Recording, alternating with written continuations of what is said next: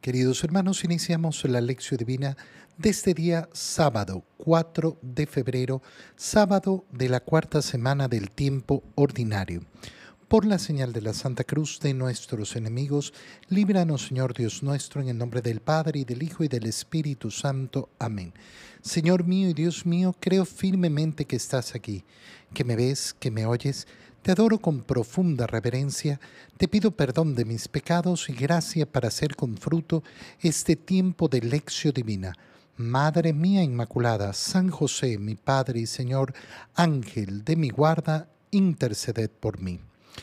En este día sábado, en la primera lectura, continuamos con la lectura de la carta a los Hebreos y llegamos ya al final de esta lectura que hemos estado haciendo las últimas semanas. Leemos el capítulo 13, versículos 15 al 17 y 20 al 21. Hermanos, ofrezcamos continuamente a Dios por medio de Jesucristo el sacrificio de alabanza, es decir, el homenaje de los labios que bendicen su nombre.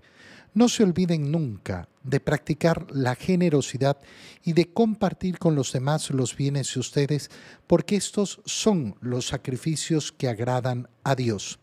Obedezcan con docilidad a sus pastores, pues ellos se desvelan por ustedes, sabiendo que tienen que rendir cuentas a Dios. Así podrán ellos trabajar con alegría y sin quejarse, pues lo contrario no sería para ustedes de ningún provecho. Que el Dios de la paz, el que mediante la sangre de una alianza eterna resucitó de entre los muertos al pastor eterno de las ovejas, Jesucristo nuestro Señor, los enriquezca a ustedes con toda clase de dones para cumplir su voluntad, y hagan ustedes todo lo que es de su agrado por medio de Jesucristo, a quien sea dada la gloria por los siglos de los siglos. Amén. Inicia esta última parte de la carta a los Hebreos diciéndonos: ofrezcamos continuamente a Dios por medio de Jesucristo. Ofrecer. Ofrecer es la clave de nuestra redención. ¿Por qué digo la clave de nuestra redención? Porque nuestra redención se ha realizado a través de la ofrenda realizada por Jesucristo en la cruz al Padre en beneficio de nosotros.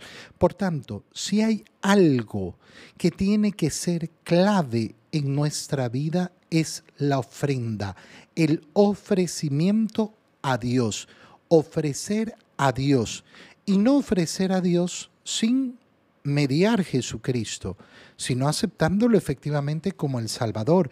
Es decir, que la ofrenda que nosotros presentamos a Dios siempre va a ser agradable a Dios, y únicamente va a ser agradable a Dios por medio de esa ofrenda del cuerpo y la sangre de Cristo realizada en la cruz. Ofrezcamos continuamente a Dios por medio de Jesucristo el sacrificio de alabanza, es decir, el homenaje de los labios que bendicen su nombre. Es decir, cada cosa que ofrecemos a Dios por medio de Jesucristo, así sea la ofrenda más sencilla. Estoy barriendo mi casa hoy, te lo ofrezco, Señor, lo hago por ti, a través del sacrificio de Jesucristo.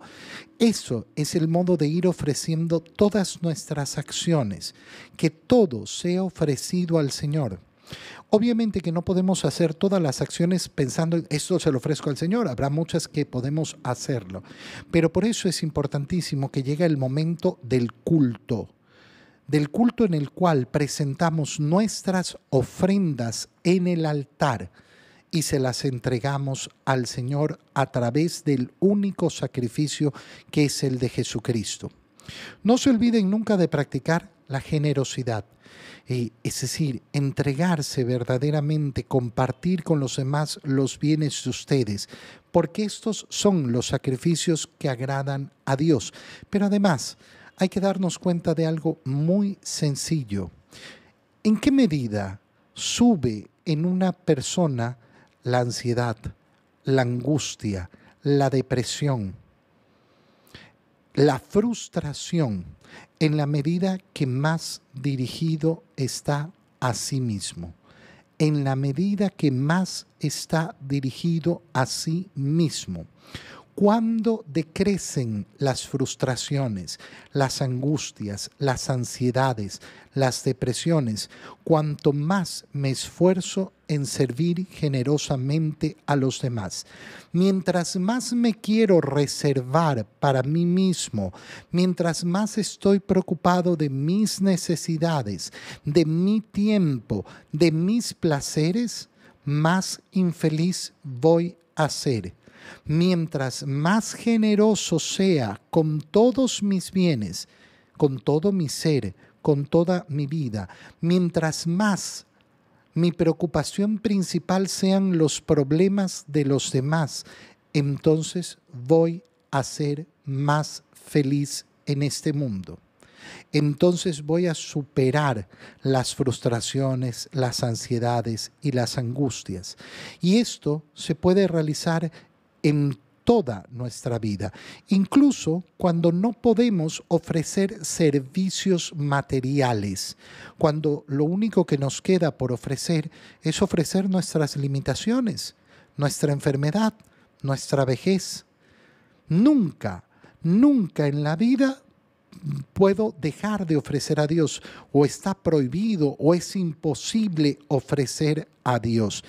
Tener el corazón generoso significa eso, y eso agrada a Dios. Obedezcan con docilidad a sus pastores. Mira, a mí muchas veces me hablan de los malos pastores, los malos sacerdotes, los malos obispos. Sí, claro, a lo largo de la historia de la iglesia, ¿cuántos malos sacerdotes han habido? Muchos. ¿Cuántos malos obispos han habido? Muchos. Ahora, a mí no me ha tocado conocer a ningún sacerdote que su vida sea buscar realizar el mal para las personas. Normalmente lo que vemos en los sacerdotes es un deseo por servir, por hacer el bien.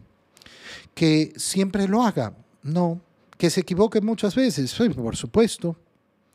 Pero no hay un corazón malévolo que se levanta haciendo planes de cómo le va a hacer mal a las personas. Puede que sea más activo, puede que sea más vago, puede que sea más inteligente o más torpe. Habrá tanta variedad de personas. Pero yo no he conocido a un sacerdote de verdad que se levante todos los días pensando en el mal que va a realizar. Un obispo que lo único que quiera es destruir a todos los fieles y a toda la iglesia. No lo he conocido. ¿Que hacen malas cosas? Sí, claro, por supuesto.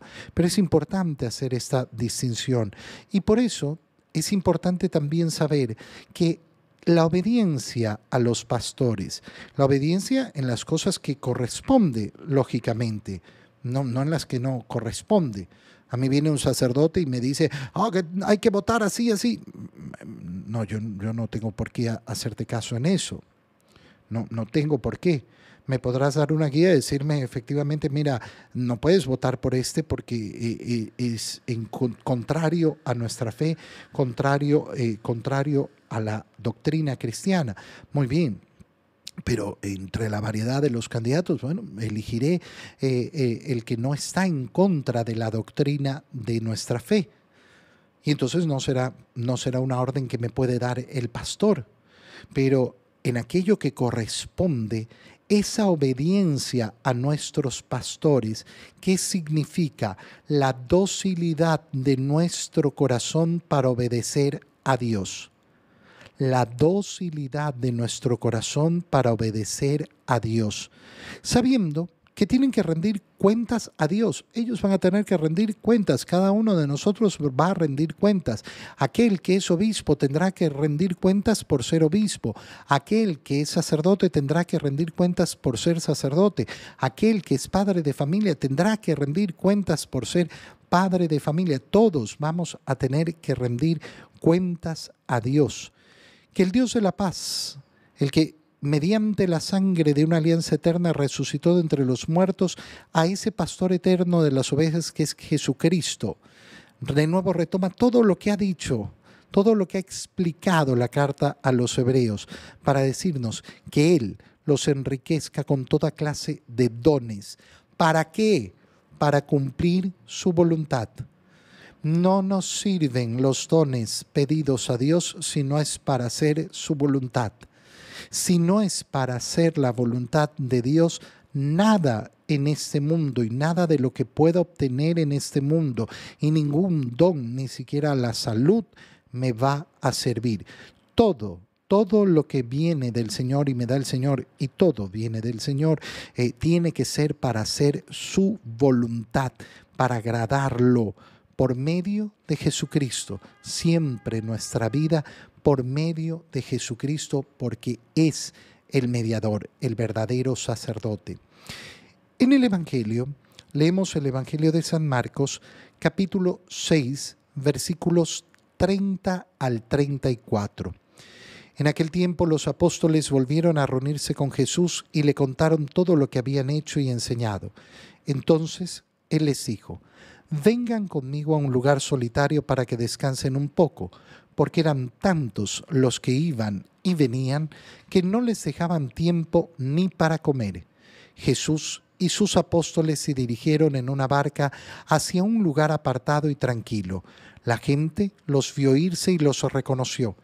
Entonces de todos los poblados fueron corriendo por tierra a aquel sitio y se les adelantaron. Cuando Jesús desembarcó, vio una numerosa multitud que lo estaba esperando y se compadeció de ellos, porque andaban como ovejas sin pastor, y se puso a enseñarles muchas cosas. Palabra del Señor.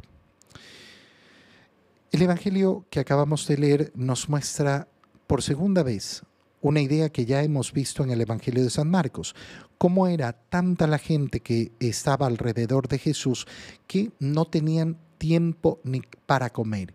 ¿Dónde parte el Evangelio? En que vuelven a reunirse con Jesús los apóstoles. ¿Por qué? Porque estamos viendo cómo regresan después del primer envío misionero. No lo hemos leído porque era la lectura que correspondía el día jueves, que leímos obviamente el Evangelio de la presentación de Jesús. El Señor envía a sus apóstoles, el primer envío a misionar, a ir donde Él pensaba ir. Vuelven y le cuentan todo lo que habían hecho y enseñado. Y entonces, ¿qué quiere el Señor? Que después de haber realizado una misión, la primera misión, después de haber consagrado ese tiempo a estar haciendo y enseñando a la gente, vengan con Él a un lugar solitario para descansar un poco. Nos vamos a retirar. Vamos a tener un tiempo de reponer las energías, de reponer las fuerzas, que sabemos perfectamente que humanamente es tan necesario. Siempre, siempre tan necesario. Y lo expresa de una manera tan bonita, tan profunda, porque eran tantos los que iban y venían que no les dejaban tiempo ni para comer. ¿Qué hace entonces Jesús? Agarra a sus apóstoles y se dirige en una barca hacia un lugar apartado y tranquilo. Vamos a estar en paz y en tranquilidad. ¿Cuántas veces en nuestra vida queremos tener este tiempo? Siempre queremos tener un tiempo de paz y tranquilidad. Quiero que me dejen un rato en paz. ¿Alguna vez has pronunciado estas palabras? Seguro que sí. Seguro que sí. Ay, necesito descansar un rato, necesito alejarme, necesito despejarme, necesito respirar, necesito ver la naturaleza, necesito tiempo para mí. ¿Sí? Y el Señor sabe que es algo justo, que es algo bueno, que es algo necesario. Pero la gente los vio irse y los reconoció. Y de todos los poblados fueron corriendo por tierra a aquel sitio y se les adelantaron. Es decir, no les dan ni siquiera un chancecito de estar a solas, sino que ya se adelantan a Jesús. ¿Y qué hace Jesús al desembarcar? Vio una numerosa multitud que lo estaba esperando y se compadeció de ellos. La clave entonces de este evangelio es esta palabra: la compasión. La compasión de Jesús. Compadecerse es salir de uno mismo para ponerse en los pies del otro. Es un ejercicio que cuesta, no es fácil.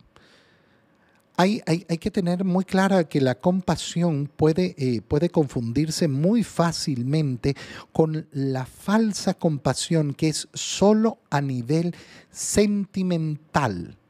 Uy, qué pena.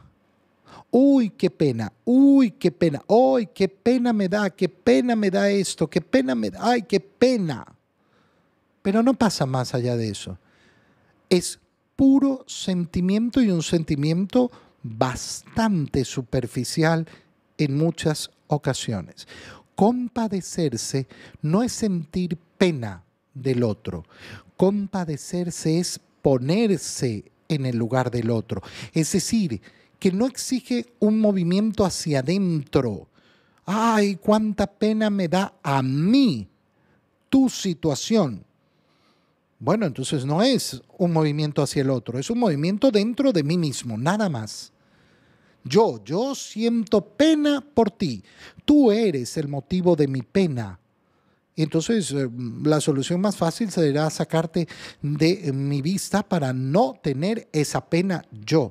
No, la compasión es ver al otro y avanzar hacia el otro, dirigirse hacia el otro, ponerse en los pies del otro, entender su situación, entender qué es lo que sucede con esa persona, qué es lo que está experimentando, qué es lo que está pasando.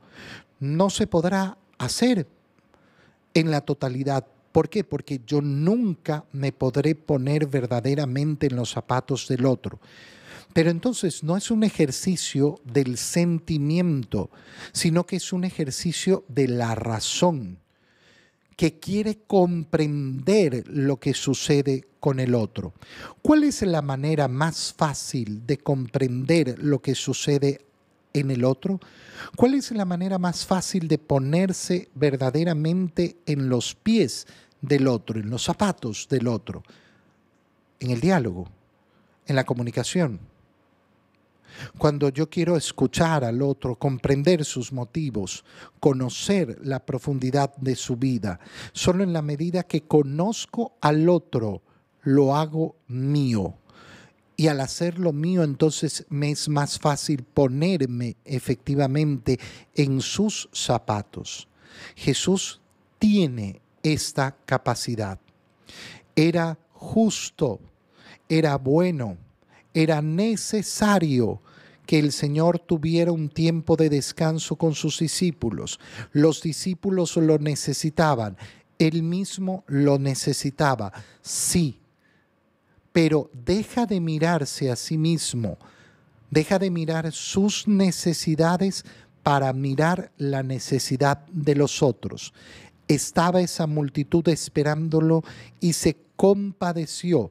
¿Por qué? Ay, pobrecitos, no, porque entendió, razonó que andaban como ovejas sin pastor y se puso a enseñarles muchas cosas.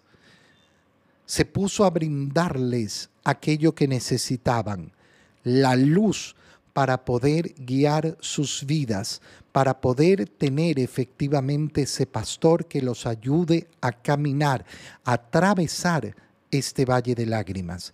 Te doy gracias, Dios mío, por los buenos propósitos, afectos e inspiraciones que me has comunicado en este tiempo de lección divina. Te pido ayuda para ponerlos por obra.